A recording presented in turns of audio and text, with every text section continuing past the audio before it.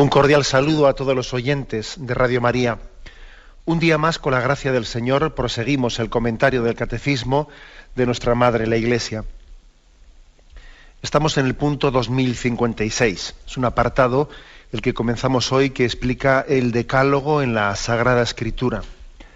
Nos hemos introducido en el tema de los 10 mandamientos, pero antes de explicar uno por uno, antes de comenzar a desgranarlos, se dedican unos cuantos puntos a hacer una introducción sobre cuál es el origen de esos 10 mandamientos. Y en concreto hoy explicamos cómo aparece en la Sagrada Escritura. Dedicaremos algunos programas a explicar el decálogo, los 10 mandamientos, cómo aparecen en la Sagrada Escritura. Dice así este punto 2056. La palabra decálogo significa literalmente 10 palabras. Aquí vienen 3 textos, que lo vamos a leer, luego continuamos el punto. Lo vamos a ir un poco leyendo poco a poco. Decálogo, deca, logos. Deca, 10, logos, palabra, 10 palabras. El decálogo, los 10 mandamientos, las 10 palabras. Es muy significativo esto, muy significativo el hecho de que se haya querido el Señor darle ese nombre de 10 palabras. Y es que además aquí se nos dan 3 textos en los que se subraya que es sugerente, ¿no? Eso de decir, te voy a dar 10 palabras. Por ejemplo, Éxodo 34, 28. Moisés estuvo allí con Yahvé 40 días y 40 noches, sin comer pan ni beber agua, y escribió en las tablas las palabras de la alianza, las 10 palabras. Deuteronomio 4:13. Él os reveló su alianza, que os mandó poner en práctica las 10 palabras que escribió en 2 tablas de piedra. Deuteronomio 10:4. Él escribió en las tablas lo mismo que había escrito antes, las 10 palabras que Yahvé había dicho en el monte, de en medio del fuego, el día de la asamblea, y Yahvé me las entregó. Está claro que aquí la palabra, y valga la redundancia, el término palabra, es utilizado en un sentido simbólico, porque claro, los mandamientos, la formulación de los mandamientos son más que 10 palabras. Hombre, cada mandamiento tiene muchas palabras. Amarás al Señor tu Dios con todo tu corazón. Ahí hay muchas palabras, ¿no? Luego, cuando se utiliza el término, la expresión 10 palabras, no se refiere a la literalidad de 10 términos, que son muchos más. Cada mandamiento tiene varias palabras, son frases, una o varias frases en cada mandamiento, que tiene muchas palabras. ¿A qué se refiere, por lo tanto, ¿no? Con ese término de Yahvé te dio 10 palabras? Sin duda alguna se refiere se te comunicó, no se quedó mudo, te ha hablado, te ha dado 10 palabras de vida, se ha revelado con 10 formas concretas de iluminar tu camino. Te ha dado 10 palabras, ¿no? 10 consejos o 10 mandatos, a eso se refiere, ese término. Es una manera de hablar, se te ha revelado, Dios se te ha revelado, se te ha descubierto con 10 palabras. Una vez más, aquí para entender bien lo que es el decálogo, 10 palabras, hay que volver a subrayar en nuestra fe en la revelación. Estamos en una cultura en la que cuando no se niega explícitamente la existencia de Dios, a veces se le pretende reducir o constreñir a Dios a un concepto pues abstracto, impersonal, muy lejano, con el que el hombre no puede tener un contacto directo, ¿no? Un Dios que es más bien conceptual, que está muy lejos, pero un Dios que no interviene en nuestra vida. Incluso se descarta por absurda la posibilidad de que Dios pues mantenga relación personal con nosotros, se comunique con nosotros, ¿no? Hay una mentalidad racionalista que le parece absurdo que Dios pueda hablar y comunicarse y darnos palabras, ¿no? Y entrar en contacto y en comunicación con nosotros. A esa mentalidad racionalista le repugna que los misterios trascendentes puedan ser presentados con cercanía y con concreción propia, con una concreción muy grande, ¿no? Que esté al alcance de nosotros. Le parece, a esa mentalidad racionalista eso le chirría pensar que el trascendente, el que creó cielos y tierra, pueda venir a hablar, comunicarse con nosotros y marcarnos un camino concreto, ¿no? Eso le chirría. Ellos piensan que la pretendida revelación es el recurso de los ignorantes, ¿no? Que necesitan ver y palpar cosas concretas, porque son incapaces de pensar y de abstraer. Es increíble cuántas similitudes tiene esta mentalidad, ¿no?, racionalista, muy introducida en nuestra cultura y muy alérgica a la revelación, alérgica a que Dios se revela y se comunica con nosotros. Cuántas similitudes tiene con aquel pasaje bíblico del libro de Reyes. En el segundo libro de Reyes, en el capítulo 5, se cuenta aquel episodio de Naamán el sirio, ¿recordáis? Que había enfermado de lepra y, habiendo oído hablar de un profeta, Eliseo, había ido a buscarle y se resistía a aceptar, ¿no?, que aquel profeta le decía que bañándose 7 veces en el río Jordán pudiese quedar limpio de lepra. Le parecía demasiado sencillo, pues para que algo tan grande como su sanación pudiese tener lugar, ¿no? A él le parecía que un profeta de Dios tenía que hablar en conceptos mucho más complicados, ¿no? Que esa sabiduría oculta del profeta, pues tenía que darle un discurso complicadísimo, y lo que le deja descolocado, lo que le hace difícil creer, es cuando el profeta Eliseo le dice: vete y báñate 7 veces en ese río. Y le parecía, pero hombre, ¿este es el sabio? ¿Cómo es posible que me diga una cosa tan nimia y tan baja y tan sencilla? Eso es lo que le resistía. Su mentalidad era una mentalidad soberbia y le costaba entender que Dios fuese tan sencillo. Esta mentalidad racionalista alardea de tener un concepto más puro y más desarrollado de la divinidad, ¿no? Le parece que Dios es más complicado, que a Dios únicamente le pueden entender los sabios, ¿no? Y es todo lo contrario. Con esa forma tan racionalista resulta que cometemos un error, porque le impedimos a Dios ser Dios. Oye, déjale a Dios que ejerza su soberanía y su libertad, que Él sabe perfectamente cómo salir al encuentro del hombre. Es que le vamos nosotros a decir a Dios lo que puede y no puede hacer y cómo tiene que hacer las cosas. Y si Dios quiere dirigirse al hombre como su interlocutor, ¿qué ideología racionalista nuestra se lo va a impedir? Vamos a ver. Por eso es curioso que quienes acusan a la religión de pretender, ¿no?, constreñir la divinidad en un mensaje revelado, en el fondo están cayendo en la contradicción de supeditar la libertad de Dios a una forma de pensar nuestra. Y si a nosotros nos parece que no es lógico que Dios venga aquí y nos hable y se revele y nos descubra su camino y nos dé los 10 mandamientos, somos nosotros los que le estamos diciendo a Dios lo que no puede hacer. Dios tiene derecho a revelarse, a darnos su palabra para iluminar nuestra vida. Y por eso Él nos dio el decálogo, es decir, decálogos, 10 palabras de vida que iluminan nuestro camino. Y además, reivindicamos que Dios se puede revelar y que Dios nos puede hablar y que Dios nos puede mostrar su camino, no solo porque Dios es libre y tiene potestad divina, sino que es que además esto es perfectamente coherente con la imagen de Dios que la revelación nos descubre, ¿no? Porque claro, ¿cómo pedirle al Padre que renuncie a hablar con quienes ha adoptado como hijos? ¿Cómo pedirle a un padre que se resigne a que sus hijos vayan por el mal camino y se pierdan y él se quede mudo y con los brazos cruzados? Un padre no puede resistirse a acercarse a su hijo y hablarle, ¿no? Por eso, aunque Dios no tenía ninguna obligación, ¿no?, de revelarse, es muy coherente con la imagen de Dios Padre que nos ama con amor entrañable, el que Él haya querido hablar, el que Él haya querido mostrarnos un camino, un decálogo, un camino de salvación. ¿Cómo resignarse? ¿Cómo se puede resignar Dios, ¿no?, a la pérdida eterna de aquellos a los que Él ama, renunciando a la posibilidad de corregirles?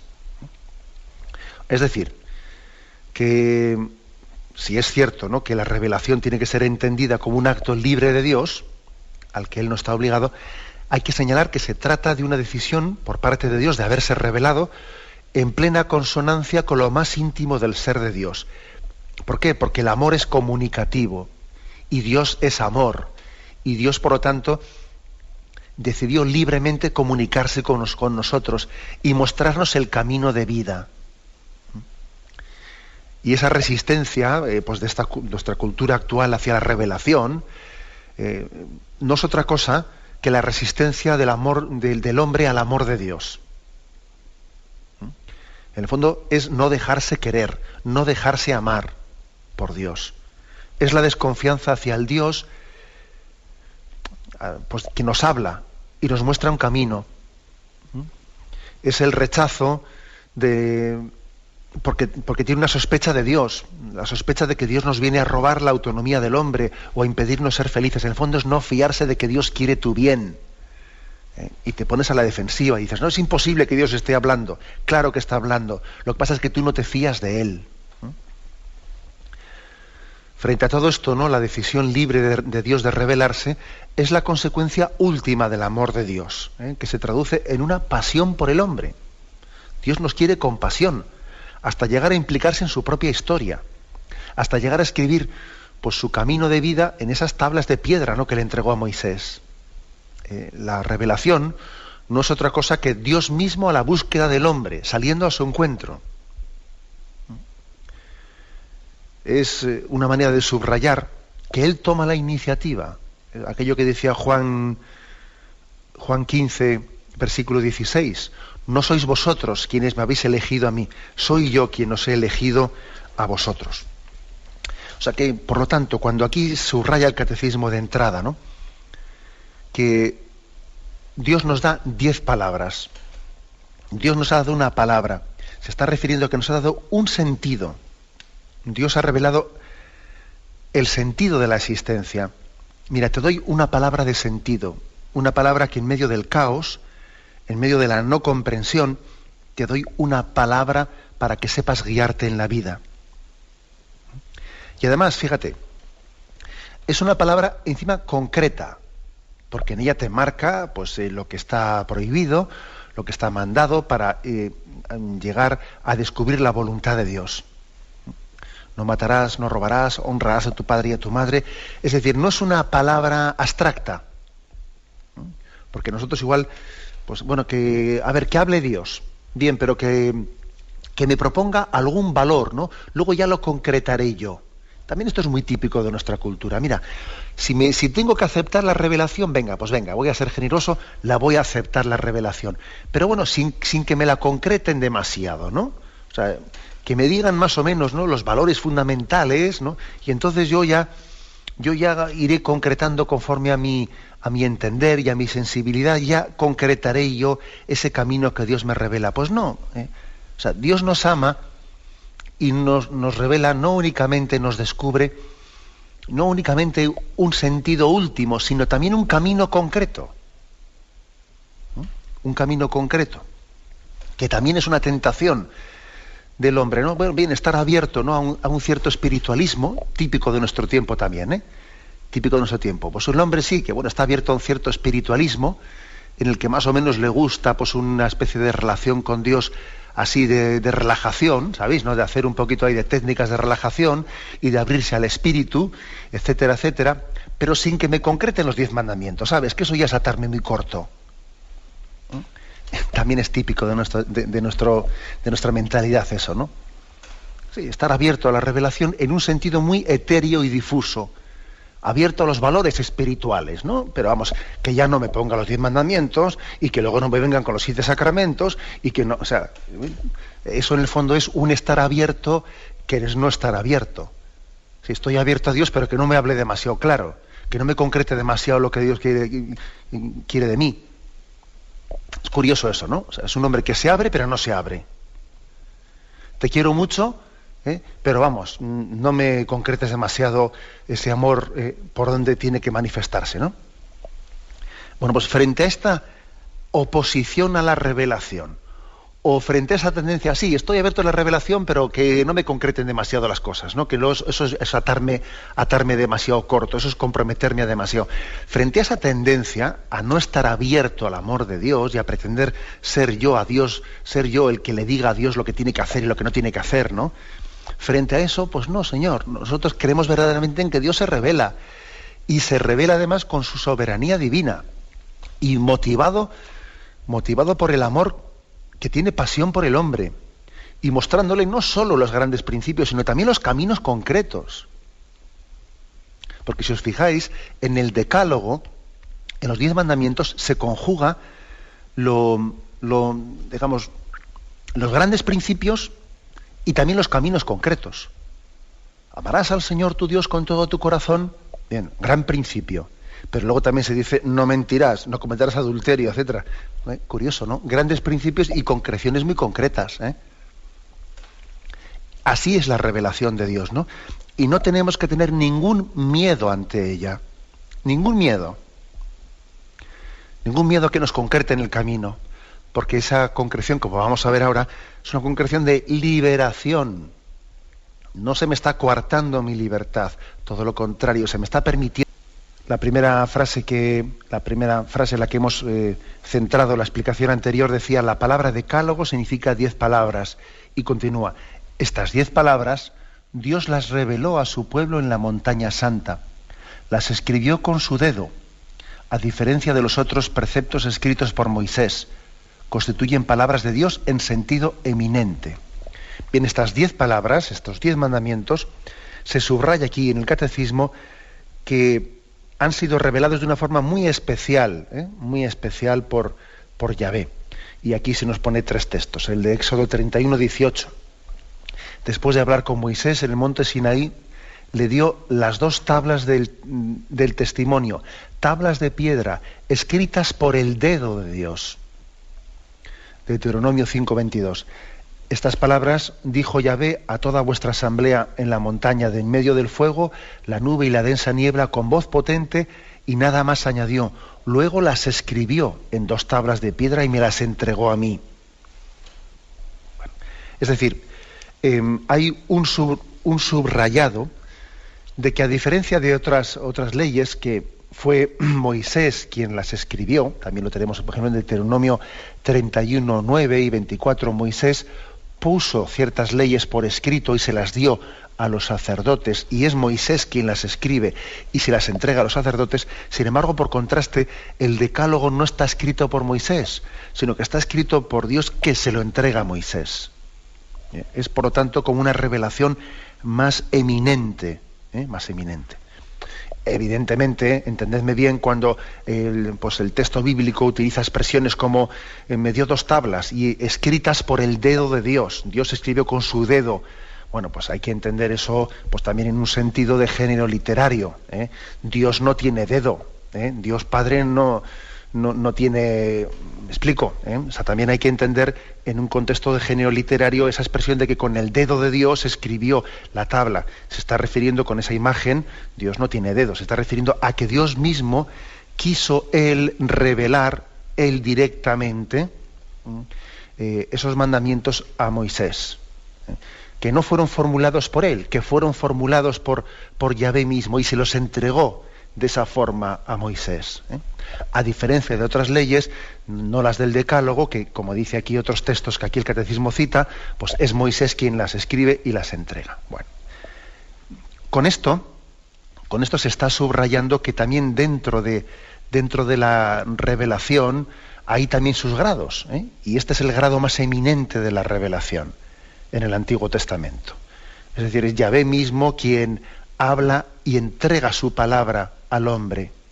O sea, en otras ocasiones toma al profeta como intermediario para que hable en nombre de Yahvé. Muchas veces los profetas dicen oráculo del Señor, y entonces se sienten, ¿no?, movidos por el Espíritu, y Yahvé habla a través de ellos. Bien, no es el caso de la entrega del Decálogo a Moisés. Moisés no es él el que lo formula, sino que Yahvé se lo entrega formulado. Un grado de revelación más eminente. Esto también también, lógicamente, pues tiene sus consecuencias, ¿no? Sus consecuencias de que aquí entendemos por qué, por ejemplo, cuando aquel joven rico se presenta delante del Señor y le pregunta, maestro bueno, ¿qué tengo que hacer para llegar a la vida eterna? Y entonces Jesús le recuerda el decálogo, le recuerda los 10 mandamientos. Es decir, lógicamente, esa palabra que había sido formulada directamente por Yahvé es una palabra de plenitud que Cristo viene plenamente a consolidar, totalmente, ¿no? No es como otras leyes escritas por Moisés que son superadas por Jesucristo, incluso algunas son abolidas por Jesucristo, etc. Es un grado de revelación más eminente. Bueno, continuamos. En este mismo punto 2056. Son transmitidas en los libros del Éxodo y del Deuteronomio. Ya en el Antiguo Testamento los libros santos hablan de las 10 palabras. Por ejemplo, Oseas, Jeremías, Ezequiel. Pero su pleno sentido será revelado en la nueva alianza en Jesucristo. Bueno, pues esas 10 palabras, ¿no? Esos 10 mandamientos, esos 10 caminos concretos son revelados, dice, pues sobre todo en el Éxodo 21:17 y en Deuteronomio 5:6-22. Igual sería demasiado largo leer todos los textos, pero bueno, por lo menos voy a leer uno, el de Deuteronomio 5:6-22.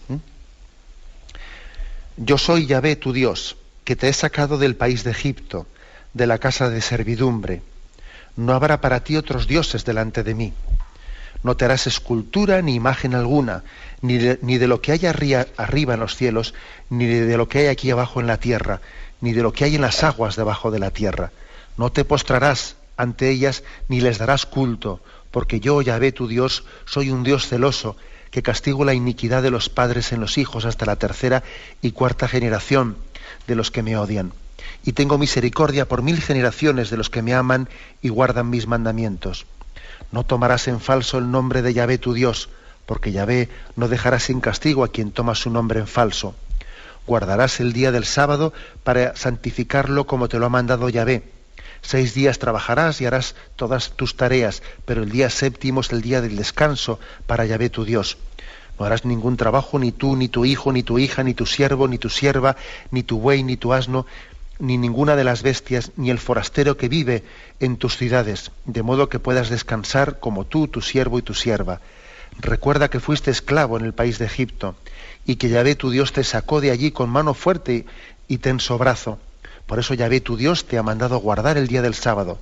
Honra a tu padre y a tu madre, como te lo ha mandado Yahvé tu Dios, para que se prolonguen tus días y seas feliz en el suelo que Yahvé tu Dios te da. No matarás, no cometerás adulterio, no robarás, no darás falso testimonio contra tu prójimo, no desearás la mujer de tu prójimo, no codiciarás su casa, su campo, su siervo o su sierva, su buey o su asno, nada que sea de tu prójimo. Estas palabras dijo Yahvé a toda la asamblea en la montaña, de en medio del fuego, la nube y la densa tiniebla con voz potente, y nada más añadió. Luego las escribió en 2 tablas de piedra y me las entregó a mí. O sea que tenemos 2 discursos de Moisés en los que él narra cómo Yahvé le entregó los 10 mandamientos en las tablas de piedra y él los predica. Y como veis, los predica pues meramente, no con esa fórmula escueta que nosotros hemos aprendido que es la que le entregó Yahvé, sino que además, bueno, pues también la adorna y él explicita y habla en el contexto de una homilía, ¿no? De un sermón, de un discurso. Tenemos por lo menos esos 2 textos, el de Éxodo 21:7 y el de Deuteronomio 5:6-22, que es el que yo he leído. Y además también tenemos otros textos, como los que aquí propone el catecismo, en los que vemos que en la predicación de los profetas ellos asumían el decálogo, los 10 mandamientos, y aunque no estuviesen formulados de una manera ordenada, estaban continuamente transmitiendo ese contenido. Por ejemplo, Jeremías 7:9. Pero he aquí que vosotros fiáis en palabras engañosas que de nada sirven, para robar, matar, adulterar, jurar en falso, incensar a los Baales, seguir otros dioses. Es decir, veis que están como repasando el decálogo, los mandamientos, ¿no? O, por ejemplo, Ezequiel 18:5-9. El que es justo y practica el derecho y la justicia no come en los montes ni alza sus ojos a las basuras de la casa de Israel, no contamina a la mujer de su prójimo, ni se acerca a una mujer durante su impureza, no oprime a nadie, devuelve la prenda de una deuda, no comete rapiñas, da su pan al hambriento y viste al desnudo, no presta con usura ni cobra intereses, aparta su mano de la injusticia, dicta un juicio honrado entre hombre y hombre, se conduce según mis preceptos y observa mis normas, obrando conforme a la verdad.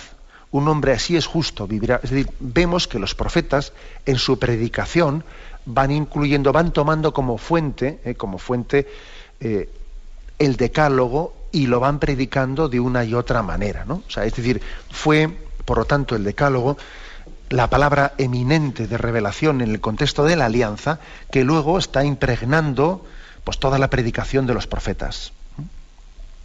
Bien, aquí él concluye el punto 2056 diciendo, aunque los profetas, todos ellos, predican el decálogo y hablan del decálogo, no olvidemos que la plenitud, el pleno sentido del decálogo, solamente lo podemos encontrar en Jesucristo. En ese Jesucristo que al joven rico le confirma, ¿no? Le confirma el decálogo, se lo confirma, pero al mismo tiempo también liga el decálogo a los consejos evangélicos. Y nos recuerda que únicamente que la plenitud del decálogo tiene que ser vivida en ese contexto del sermón de la bienaventuranza, de las bienaventuranzas. Ahí Jesucristo es cuando Él da el pleno sentido al decálogo, a los 10 mandamientos, al ligarlos a los consejos evangélicos, al ligarlo al sermón de las bienaventuranzas. Tenemos un momento de reflexión y continuaremos enseguida. Continuamos en este programa del Catecismo de la Iglesia Católica, hoy hablando del decálogo en la Sagrada Escritura, y pasamos al punto 2057. En él se dice, el decálogo se comprende ante todo cuando se lee en el contexto del Éxodo, que es el gran acontecimiento liberador de Dios en el centro de la antigua alianza. Las 10 palabras bien sean formuladas como preceptos negativos, prohibiciones, o bien sean formuladas como mandamientos positivos, como honra a tu padre y a tu madre, indican las condiciones de una vida liberada de la esclavitud del pecado. El decálogo es un camino de vida. Si amas a tu Dios, si sigues sus caminos, si guardas sus mandamientos, sus preceptos y normas, vivirás y te multiplicarás. Esa fuerza liberadora del decálogo aparece, por ejemplo, en el mandamiento del descanso del sábado, destinado también a los extranjeros y a los esclavos. Acuérdate de que fuiste esclavo en el país de Egipto y que Dios te sacó de allí con mano fuerte y con tenso brazo. Bueno, este es el texto, el punto 2057. Insiste en que el decálogo, los 10 mandamientos, hay que comprenderlos en el contexto de la liberación de la esclavitud de Egipto, en el contexto de lo que se llamó el Éxodo, la liberación por parte de Yahvé del pueblo que, esclavo en Egipto, clamó a Dios y Yahvé escuchó el grito que pedía la liberación. Bueno, pues aquí una primera reflexión, si me permitís, es que llama la atención desde nuestra sensibilidad, ¿no? Desde esta sensibilidad nuestra, el hecho de que aquellos precisamente que salían de la esclavitud, lo que es la esclavitud, ¿no? Que a alguien no se le permita pues ni pensar, ni actuar, bueno, pues que se le tenga verdaderamente atado, ¿no? Como un animal. Alguien que sale de la esclavitud, Yahvé, lo primero que hace antes de llevarle a la tierra prometida es darle el decálogo, darle los 10 mandamientos, ¿no? Y digo que desde nuestra sensibilidad diríamos, pero hombre, han estado esclavos, déjales sueltos, ¿no? No les ates ahora con unos mandamientos. No es una contradicción el que alguien que la has liberado de la esclavitud ahora vayas y les des 10 mandamientos. ¿No es una contradicción esto? Me recuerda esto una cosa que, pues un hecho que os comentaba no hace muchos días, ¿no? Cuando os comentaba que cuando Juan Pablo II visitó Polonia después de la caída del muro de Berlín, cuando ya el comunismo había caído, ¿no? En Polonia, curiosamente, ese primer viaje, el mensaje que les dirigió en aquella primera visita a la Polonia ya no comunista, la Polonia libre, fue el predicarles el decálogo, los 10 mandamientos, y fue pronunciando los distintos discursos aquí y allá los 10 mandamientos. Uno dice, pero hombre, se acaba de caer el comunismo, ¿no? Se acaban de liberar de esa cadena de esclavitud, no les empieces ahora a predicar, a atar con unos mandamientos, ¿no? Que les están también como atando, ¿no? Esa podría ser la lectura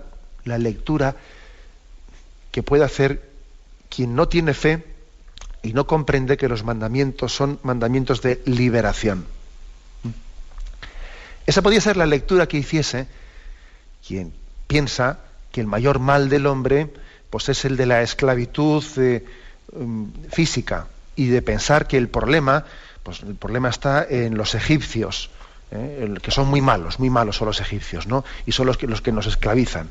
O el problema está en los comunistas, que son muy malos y que nos esclavizaban. O el problema está en no sé qué opresor, ¿no? Que si me quitase este opresor de encima, pues mira, pues resulta que Jesucristo entendió por lo visto que el mayor problema no era Roma.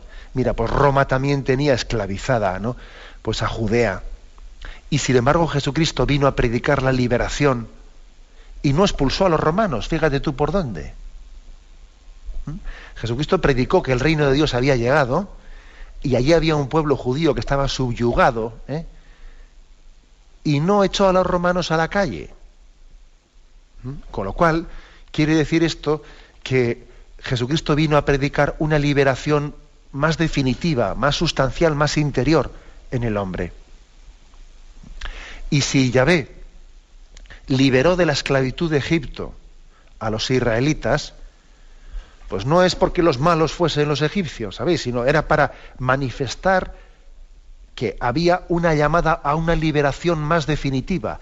La liberación de aquellos egipcios que les tenían esclavos, en el fondo no era sino un signo de una libertad más definitiva.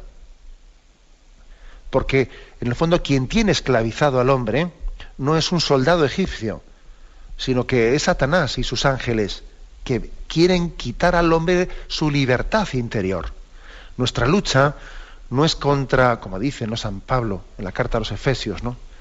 Nuestra lucha no es contra las potestades de este mundo. Nuestra lucha es contra las potestades angélicas, contra Satanás y sus ángeles. Por eso Yahvé liberó a Israel de Egipto y le dio un decálogo, le dio unos mandamientos, un camino de liberación. Dicho de otra forma, ¿no?, que puede ser que alguien esté suspirando pues por ser liberado de un contexto de esclavitud física, y luego cuando es liberado de ella, pues resulta que cae en un montón de esclavitudes, ¿no?, en las que él es su propio carcelero. Él es su propio carcelero, tú eres tu propio carcelero. Eso lo hemos visto en muchos países, por ejemplo, el tema de los países comunistas, ¿no? Bueno, pues algunos pudieron suspirar por la liberación del comunismo, luego cayó el comunismo y luego resulta que algunos se han metido en todo tipo de esclavitudes de este mundo liberal, de esta bestia liberal que es capaz de esclavizar al hombre completamente, ¿no? En el consumismo, en el materialismo, en el hedonismo. Es que es una contradicción, pero no te das cuenta que tu enemigo definitivo no estaba ni en los comunistas, ni en los egipcios, ni en los romanos, que tu enemigo estaba dentro de ti y que Cristo venía a liberarte de ese enemigo que te tenía atenazado.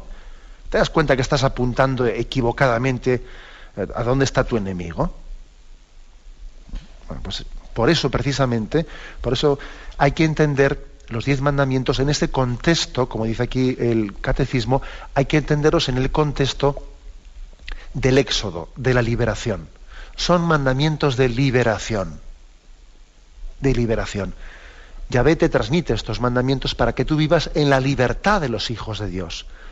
Porque viviendo esos mandamientos, tú te estás sujetando a la voluntad de Dios de manera que eres liberado de los lazos de esclavitud que Satanás, el mundo y la carne están trazando en tu camino. Mundo, demonio y carne, como tradicionalmente pues la teología espiritual católica ha denominado pues el influjo del pecado en nuestra vida. Mundo, demonio y carne son los 3 enemigos de nuestra vida espiritual. Bueno, frente a esa frente a ese intento, ¿no?, de esclavitud, el Señor nos promulga y nos transmite y nos comunica los 10 mandamientos como un camino de liberación. Otro pequeño comentario. Aquí habla de cómo estas 10 palabras pueden ser formuladas como preceptos negativos o bien como mandamientos positivos. Bueno, pues también creo que es importante decir una palabra sobre esto, porque estamos en una cultura, pues muy, igual que he dicho antes, que es una cultura reacia a admitir la revelación de Dios, el que Dios hable, el que Dios nos formule un mandamiento concreto. Todavía solemos ser más reacios si ese camino de Dios se nos da formulado en negativo. Todavía tenemos más, ¿sabes? Todavía tenemos, yo diría, más alergia. Si resulta que en vez de decirnos vive el amor con libertad, vive el amor con dignidad, bueno, hasta ahí podíamos llegar, ¿no? Pero como encima me digan no cometas actos impuros, bueno, eso ya parece que ya es pretender atarme y coartarme con mi libertad. O sea, curiosamente tenemos una cierta alergia cuando se nos formula también el camino de Dios negativamente, no solo con formulación positiva, sino también con formulación negativa. Y creo que tenemos que superar, ¿no?, esa alergia, porque en el fondo es una alergia que denota una cierta inmadurez interior nuestra. ¿Por qué? Porque todo valor positivo conlleva también unas formulaciones negativas. Y toda prohibición está sustentada también en unos valores positivos. Pues por ejemplo, vamos a ver, si se hace una formulación positiva, ¿no?, tenemos que ser amantes de la verdad, amantes del Dios veraz. Pues sí, pero lógicamente de ahí se desprenden unas consecuencias formuladas en negativo. Luego no se puede mentir, luego no se puede difamar, no se puede calumniar, no se puede ser un falso y tener doble imagen. Y en toda prohibición está también sustentada en un valor positivo, ¿no? Pues por ejemplo, cuando se dicen no cometerás actos impuros, no desearás la mujer de tu prójimo, detrás de eso hay una fe en el amor y en la sexualidad como expresión de entrega del amor fiel, abierto a la transmisión de la vida. Bueno, pues en el valor tan grande de la castidad y de la pureza es evidente, ¿no? Es decir, detrás de cada prohibición está sustentada también en un valor positivo, ¿no? Entonces, yo creo que no tenemos que ver algo que coarte nuestra libertad, ver a un enemigo de nuestra libertad en la formulación de los 10 mandamientos del Decálogo, que en algunos de sus mandamientos está formulado en negativo y en otros en afirmativo. En algunos se niega, no cometerás actos impuros, no robarás, no matarás, y otros, sin embargo, están formuladas en positivo: honrarás a tu padre y a tu madre, amarás al Señor tu Dios, santificarás las fiestas. Pero bien sea en positivo, bien sea en negativo, se está predicando un camino de liberación, ¿no? No seamos, por lo tanto, no nos dejemos impresionar con demasiada facilidad pues por el hecho de que si algo se nos formula pues de una manera negativa o bajo una prohibición, como si eso fuese en contra de la libertad del hombre. No, eso no es así.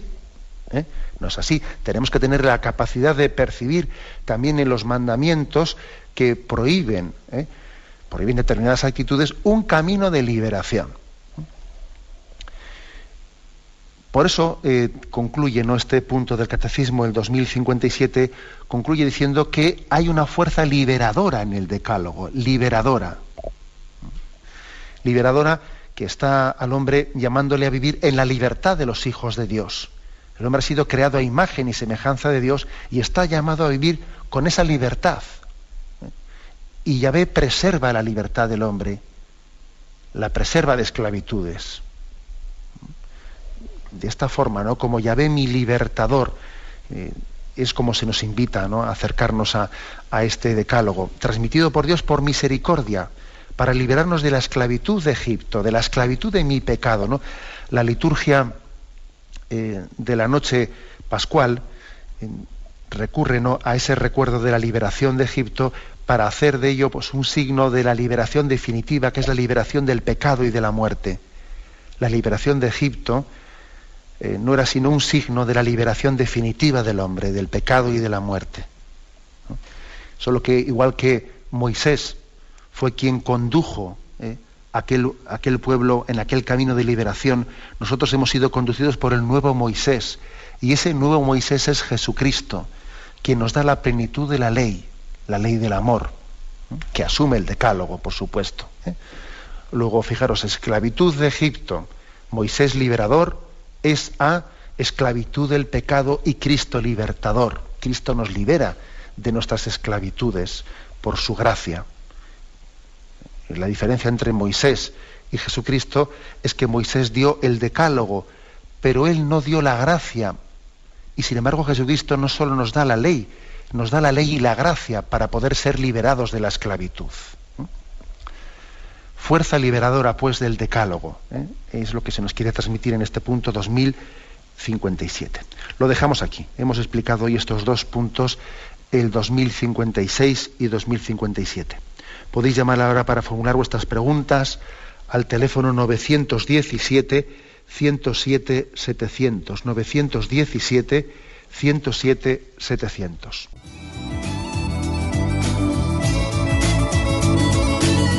¿Le gustaría tener sus programas favoritos de Radio María en CD o DVD? Ahora es posible.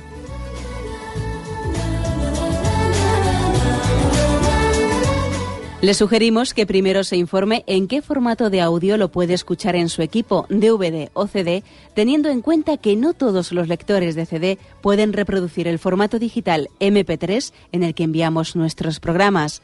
Y luego, si quiere en su casa esos programas que tanto le gustan, solo tiene que escribir una carta a Radio María, Paseo Lanceros 2, primera planta, 28024, Madrid, indicando si lo quiere en CD o DVD y cuántos programas. También le rogamos que escriba su nombre, dirección y no se olvide de facilitarnos un teléfono de contacto para cualquier duda que nos surja.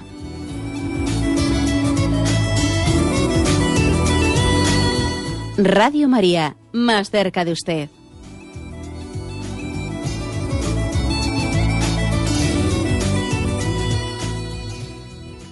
Sí, buenos días, ¿con quién hablamos? Buenos días, ¿estás conmigo? Buenos días, sí, le escuchamos. Mire, no dudo del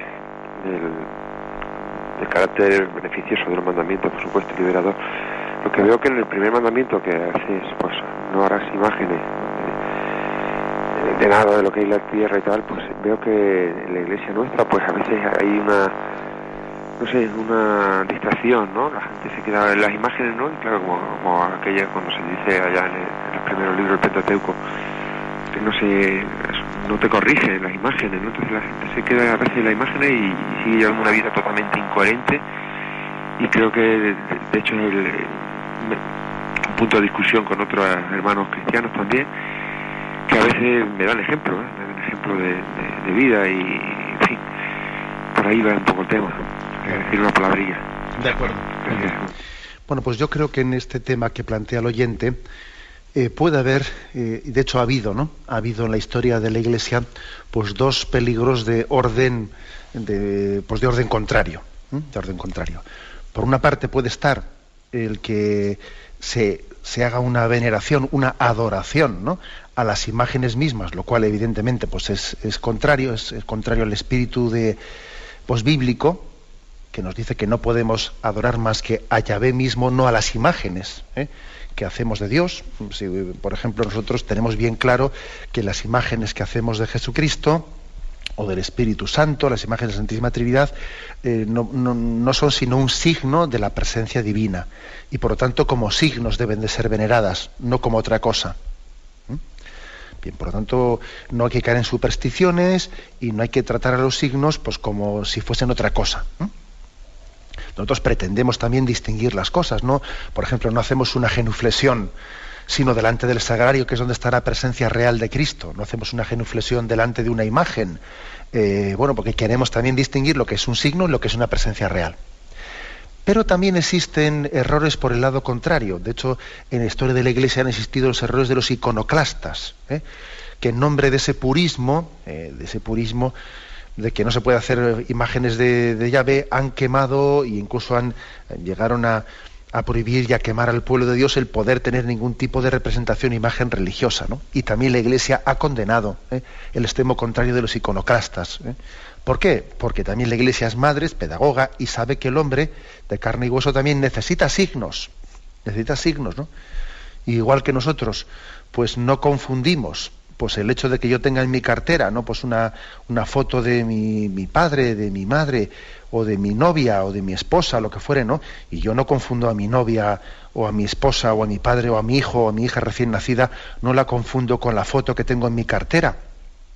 Hombre, que eso sería un poco idolatrar, ¿no? Yo no puedo confundir a la persona con una foto. Pero también es legítimo que yo tenga esa foto de mi hija o de mi esposa en la cartera. Es legítimo porque yo soy de carne y hueso y necesito también signos que me recuerden su presencia. Creo que este doble matiz hay que hacerlo. Adelante, vamos a pasar a un siguiente oyente. Buenos días. Monseñor, sí. Yo es que antes me he confundido y creía que era yo. Mire, es que yo lo que le quería preguntar es algo que no es de lo que está usted hoy enseñándonos. Es del otro día del Evangelio, cuando dice Jesús, porque yo voy al Padre, el Padre es más que yo. Y a mí eso pues me turba un poco. Yo lo comprendo, yo soy ya muy mayor y he tenido mucha instrucción religiosa, gracias a Dios, pero en esto siempre, ¿cómo puede ser mayor que Jesucristo si son el mismo Dios? De acuerdo. Yo creo que la Sagrada Escritura hay que leerla en su conjunto, porque al mismo tiempo que dice también el Padre es más que yo, también dice quien me ha visto a mí ha visto al Padre, o el Padre y yo somos una sola cosa. Vamos a ver, ¿en qué sentido dice Jesucristo el Padre es más que yo? En el sentido de que el Padre es la fuente y el Hijo es el engendrado. El Padre engendra al Hijo y el Hijo es engendrado por el Padre. Es Dios de Dios, luz de luz, Dios verdadero de Dios verdadero, pero es cierto que todo lo que el Hijo es lo recibe como engendrado del Padre. El Padre es la fuente y el Hijo es el reflejo de lo que es el Padre. Entonces, no hay que entender esa expresión de que el Padre es más que yo en el sentido de que la condición divina de Jesucristo no sea plena como la del Padre. No, sería una interpretación incorrecta. Pero es cierto que el Padre es el que engendra al Hijo y Él es la fuente, y en ese sentido se dice que el Padre es más que el Hijo, en el sentido de que Él es la fuente y el Hijo lo ha recibido todo del Padre. No en el sentido de que sea menos Dios, sino que todo lo que Él es está recibido del Padre. No es el Padre el que lo recibe del Hijo, sino el Hijo del Padre. ¿De acuerdo? Es un poco meterse en un tema trinitario, pero vamos, lo digo un poco para tranquilidad del oyente y además también para tener en cuenta de que hay que leer ese texto pues en consonancia con los otros, ¿no? Tal y como le he dicho yo. Adelante, vamos a pasar a un siguiente oyente. Buenos días, ¿con quién hablamos? Buenos días, Buenos soy días. María Dolores de Córdoba. Adelante. Buenos días, monseñor. Buenos días. Tengo una duda, a ver si usted me la podía aclarar. Si Jesús nos dijo, no juzguéis y no seréis juzgados, ¿cómo podemos reprender a los demás sin juzgarles? Bien, de acuerdo. Vamos a ver. Yo creo que la diferencia entre esas dos cosas está en lo siguiente. Claro, por una parte, no juzguéis y no seréis juzgados. Y luego a nosotros se nos pide que hagamos corrección fraterna. Y que tenemos que corregirnos unos también los pecados de los otros. Entonces, ¿cómo se entiende esto? Bien, porque yo cuando hago corrección fraterna, yo esa corrección no estoy entrando a juzgar la culpabilidad de una persona, sino que me estoy limitando a juzgar de que hay actos externos que esa persona ha hecho mal. Y entonces yo no estoy entrando en qué culpabilidad tiene esa persona en haber actuado mal. Eso se lo dejo en manos de Dios. Yo me limito a decirle, mira, esto que has hecho no es correcto, por esto y por lo otro y por tal. Ahora, si esa persona es más culpable o menos culpable de eso que ha hecho, si resulta que recibió una deficiente educación por parte de sus padres que hace que él no sea tan culpable de eso, porque en el fondo tuvo una carencia de partida, o sin embargo sí que tiene esa culpabilidad, porque él tuvo unos padres que le educaron bien y es él el que no ha recibido la educación, yo en eso ya no entro, porque eso ya es juzgar qué grado de culpabilidad tiene. Yo lo que le estoy es corrigiendo en ese acto externo que ha hecho, pues que resulta pues que ha dicho una mentira, y esa mentira que has dicho, mira, no debes de obrar así, hay que ir siempre por el buen camino, Dios bendice a los que obran en rectitud, tú no estés mintiendo, etcétera, etcétera, etcétera. Tú estás corrigiéndole el acto externo que ha hecho mal, sin entrar a juzgar el grado de culpabilidad en eso que ha hecho mal. Creo que esta distinción es importante, es importante, y esto nos permite, pues como decía el oyente, pues cumplir esa palabra de Jesús: no juzguéis y no seréis juzgados, y al mismo tiempo corregirás a tu hermano, y tienes que corregirle. Bien, me despido con la bendición de Dios Todopoderoso. Padre, Hijo y Espíritu Santo, descienda sobre vosotros. Alabado sea Jesucristo.